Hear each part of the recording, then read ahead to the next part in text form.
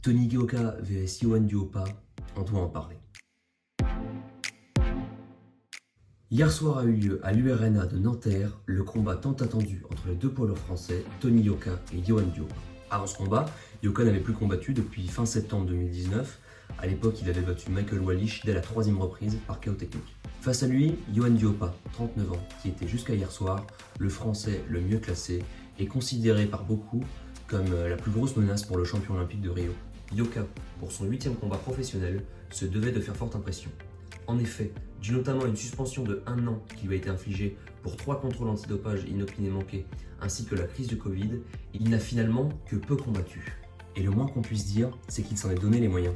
Au terme d'un combat qui n'aura pas forcément tenu toutes ses promesses, tant on s'attendait à voir Duhaupas opposer plus féroce résistance, Yoka voyait son adversaire se faire stopper par l'arbitre dès le milieu de la première reprise, après l'avoir envoyé par 2 fois au tapis.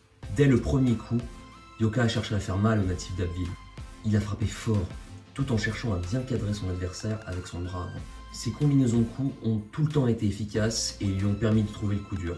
Même si Duhaupas a résisté quelque temps, un uppercut fatal a forcé l'arbitre à mettre un terme au combat. Si le nordiste n'a pas existé, c'est avant tout parce que Yoka ne lui en a pas donné l'occasion. Et cette performance de Yoka n'est pas du tout à minimiser, tant il a dominé le combat.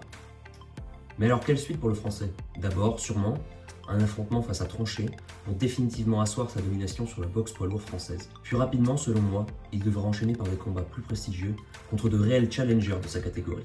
Des combattants comme Derek Chisora, Joseph Parker, Dillian Whyte ou encore Joe Joyce sont largement à sa portée, avant peut-être d'affronter Daniel Dubois pour se donner une chance mondiale. À 28 ans, Yoka est loin d'être en retard sur les autres.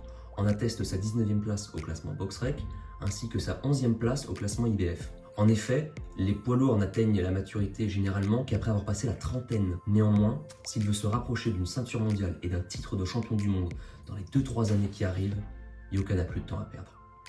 C'est tout pour moi. N'hésitez pas à réagir et à débattre dans les commentaires. À bientôt pour plus de sport.